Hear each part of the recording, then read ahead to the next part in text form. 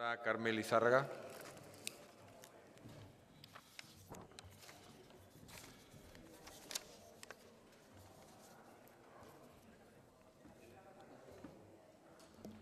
Señoría, tiene la palabra. Gracias, señor presidente. Señorías, hoy presentamos para que tomen en consideración y apoyen una proposición no de ley de medidas de lucha contra el fraude fiscal, fundamental por su valor social, cultural y empático. Valor social porque sin fraude fiscal viviremos en una sociedad mejor.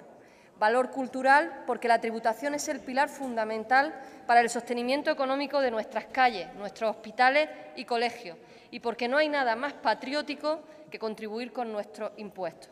Valor empático porque luchar contra el fraude significa ponernos en la piel de las personas que sí contribuyen a que vivamos en un país mejor. A esa gente honrada va dirigida esta iniciativa. Señorías, yo estoy convencida de que nadie en esta Cámara, ningún partido político, se atreverá a dejar de defender la educación, la sanidad pública o nuestro sistema de pensiones públicas. Las iniciativas parlamentarias de defensa de los servicios públicos fundamentales son de consenso, aunque cada vez, desgraciadamente, están más vacías. Más vaciadas porque mientras piden y piden gastar más, olvidan que el gasto público está sustentado sobre ingresos públicos. En época electoral llega el mercadeo de promesas, tantos empleos, no sé cuántos pisos, millones de euros, números al alza, a sabiendas de que las auditorías nunca llegan. Pero en época electoral solo hay un mercadeo numérico a la baja, el de los impuestos. Hace 30 años ni un político, ninguna política hubieran defendido a cara descubierta la rebaja de impuestos. Nadie, señorías, nadie. ¿Cómo han cambiado las cosas en 30 años?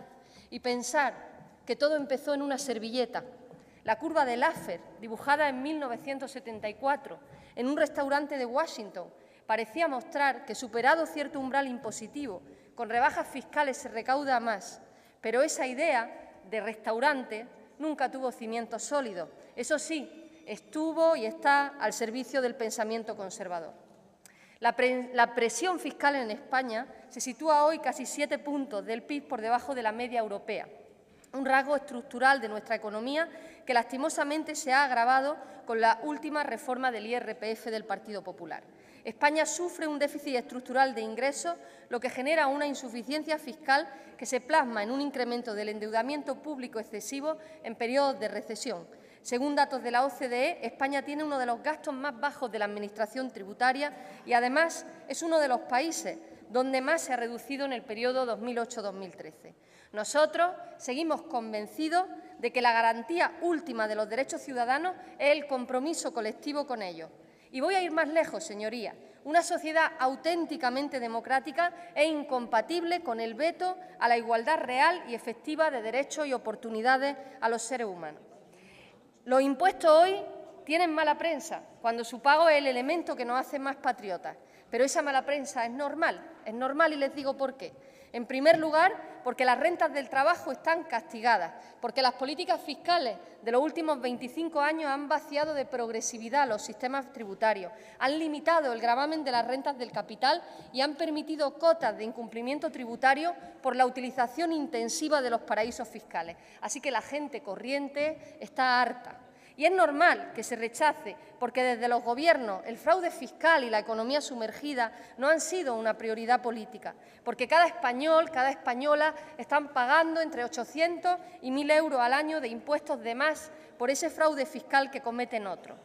La detracción de 56.000 millones de euros a las arcas públicas ha sido considerada por la publicación satírica Charlie Hebdo como una forma de terrorismo fiscal.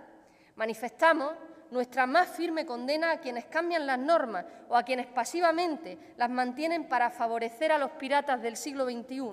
Sirva esta iniciativa como condena al robo de guante blanco, sofisticado, antipatriótico, de una cantidad equivalente a todo el gasto sanitario de las administraciones públicas. Condenamos el modelo de saqueo perpetuo al que ha sido sometido este país llamado España, esta nación llamada Andalucía. Bajadas de impuestos a la gente más rica, amnistías fiscales, tramas de corrupción urbanística, recortes y más recortes de lo esencial, desahucios sin alternativa habitacional, rescates financieros. y tener que escuchar que nos hemos pasado 4 pueblos con la austeridad de quien nunca la sufrió, pero la impuso, el Partido Popular. Señorías, apoyar esta PNL significa apoyar la evolución social de la especie. Sí, la evolución del ser humano de los últimos milenios ha sido una evolución cultural, social, en un sentido amplio, donde entran todas las actividades humanas. Los seres humanos como especie no hemos adaptado los genes según las necesidades del ambiente, sino que hemos adaptado el ambiente de acuerdo a las necesidades de nuestra genética. No hemos esperado a tener alas para volar ni a tener branquias para surcar el medio líquido. El estado de bienestar representa un avance social que nos ha permitido adaptar el contexto para desterrar el darwinismo social, para dejar a un lado la mera supervivencia del más fuerte y sustituirla por el progreso social que, mediante un sistema contributivo y justo, tiene por base la igualdad de oportunidades. Así lo defendían los liberales e ilustrados del siglo XIX en este país. En palabras de Can Garguelle, las contribuciones deben recaer sobre todos los ciudadanos. Las que recaen sobre una clase con exclusión de las demás serán injustas en proporción a sus facultades, deberán pagar en razón de la riqueza individual y de las ventajas que cada cual saque de la sociedad. Ese es el pensamiento liberal, señorías, del Partido Popular. Nosotros somos los herederos del pensamiento liberal progresista, antifeudal del siglo XIX, que denunciaba y rechazaba los privilegios de la corona, de la aristocracia y del clero. Su tradición es conservadora, aunque hoy en día se llama neoliberal. Recuperamos con esta iniciativa el espíritu de la Ilustración española, recuperamos la memoria de la Junta de Real Hacienda de 30 de octubre de 1809, que dice que el repartimiento de las contribuciones públicas ha de recaer sobre todo y cada uno de los individuos de la nación, sin que pueda concederse privilegio ni exención a ninguna provincia, cuerpo, comunidad, particular ni persona, porque debiendo ser el objeto de su inversión proporcionalmente útil a todos, pecaría contra las reglas de la justicia natural cualquiera privilegio. Defendemos que una de las principales evoluciones sociales del ser humano es aceptar que todos nacemos iguales en dignidad y derechos. Hacemos real y efectiva esa igualdad de derechos a través de mecanismos que permiten el acceso universal, igualitario, a los servicios públicos fundamentales que dan garantía a los derechos humanos. Le hablo del sistema de salud pública, de la educación pública, de nuestras pensiones. Cuidar nuestra hacienda es cuidar nuestra salud. Cuidar nuestra hacienda es cuidar nuestra educación. Descuidarla es poner en peligro nuestro ya frágil estado de bienestar, tanto por la brecha existente en niveles de ingresos y gasto público, como por lo extendido que se encuentra el fraude fiscal en este país. Porque hay quien dice en España, España con la boca muy grande, pero sabemos que llevan Panamá tatuado en su corazón. Y sabemos quiénes. 34 de las 35 empresas del IBEX tienen filiales en paraísos fiscales y no acreditan actividad en esos territorios. Entre todas, suman más de 800 sociedades con sede en esos paraísos fiscales. Nuestra prioridad es el sostenimiento de un estado de bienestar moderno, eficaz, equivalente a los estándares de los países de nuestro entorno.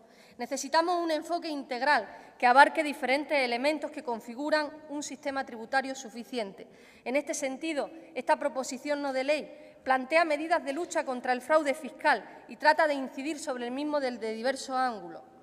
Instamos al Consejo de Gobierno de Andalucía a suministrar información, cifras de economía sumergida, de fraude fiscal y laboral en la comunidad, con desagregación sectorial, provincial, impositiva, porque en la actualidad no existe una metodología oficial que se pueda utilizar para cuantificar la eficacia de las políticas de lucha contra el fraude. Instamos también a promover la publicación de estadísticas adicionales de lucha contra el fraude que permitan conocer sus resultados, presentar en sede parlamentaria las directrices del Plan de Control Tributario Anual y la evaluación del Plan Anual de Control Tributario del ejercicio anterior. Para cuidar nuestra hacienda queremos saber, tenemos derecho a conocer. Para incrementar la efectividad de la lucha contra el fraude es esencial fomentar la coordinación entre las distintas agencias tributarias que hay en nuestro territorio. También un plan plurianual de medidas de lucha contra el fraude. Señorías, es urgente incrementar los recursos destinados a la agencia tributaria y a la IGAE. En España tenemos un empleo en la agencia por cada 2.000 ciudadanos, mientras que la media de Europa está en un empleo por cada 800, 900 contribuyentes. Y la inversión en la agencia tributaria está en el 0,1%, mientras que la media europea más que duplica ese dato. Los medios escasos que hay deberían dedicarse a combatir el verdadero fraude fiscal, el que realizan las grandes empresas y las grandes fortunas. Pero el esfuerzo se dedica al revés, al controlar al controlado, el mundo al revés. Apostamos por una reforma fiscal simplificadora, porque la maraña administrativa, reguladora que existe en estos momentos beneficia a quienes utilizan sus privilegios para invertir recursos en diseñar mecanismos de elusión. Otro factor importante es que la multiplicación de formas societarias para promover la inversión colectiva ha hecho aparecer diversos agujeros tributarios que es necesario atajar normativamente. Concretamente, hay que revisar la fiscalidad de las SOCIMI, de las entidades de tenencia de valores extranjeros y, en relación con las SICAV, evitar que actúen como pantalla de elusión fiscal. Tiene que concluir su intervención, señora Lizárraga. Voy concluyendo, señor presidente. En relación al delito fiscal, repensar, modificar el umbral objetivo para considerar que existe delito fiscal. Es cierto que erradicar al 100% el fraude fiscal es algo muy complicado, imposible, pero reducirlo hasta los niveles que tienen los países de nuestro entorno supondrían 40.000 millones de euros más de ingresos al año. Demuestren, señorías, apoyando esta proposición no de ley, que están con la evolución y no con la involución, porque si permitimos el hundimiento de nuestro estado de bienestar, habremos perdido una de las grandes aportaciones europeas a la civilización, habremos perdido la preservación de las condiciones de vida dignas mediante un acuerdo contributivo común, por encima de cualquier otra consideración, habremos perdido la idea de que los riesgos, la vejez, la enfermedad, el desempleo, son sociales y no individuales y se resuelven desde lo público, y los estados de bienestar serán una página más en los libros de historia. Decidan, señorías, evolución o involución. Es lo que se decide en esta proposición no de ley. Muchas gracias. Gracias, señoría. Turno ahora para los grupos parlamentarios. En primer lugar, tiene la palabra por el Grupo de Izquierda Unida Los Verdes.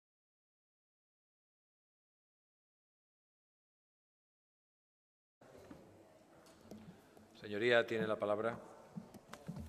Gracias, señor presidente. Señorías, hoy presentamos para que tomen en consideración y apoyen una proposición no de ley de medidas de lucha contra el fraude fiscal, fundamental por su valor social, cultural y empático. Valor social porque sin fraude fiscal viviremos en una sociedad mejor. Valor cultural porque la tributación es el pilar fundamental para el sostenimiento económico de nuestras calles, nuestros hospitales y colegios, y porque no hay nada más patriótico que contribuir con nuestros impuestos.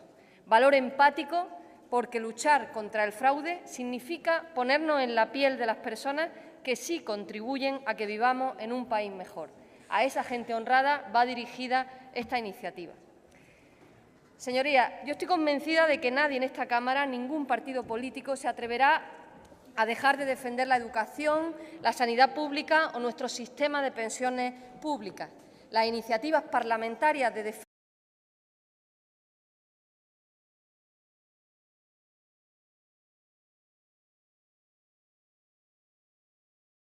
Señora Carmen Lizárraga.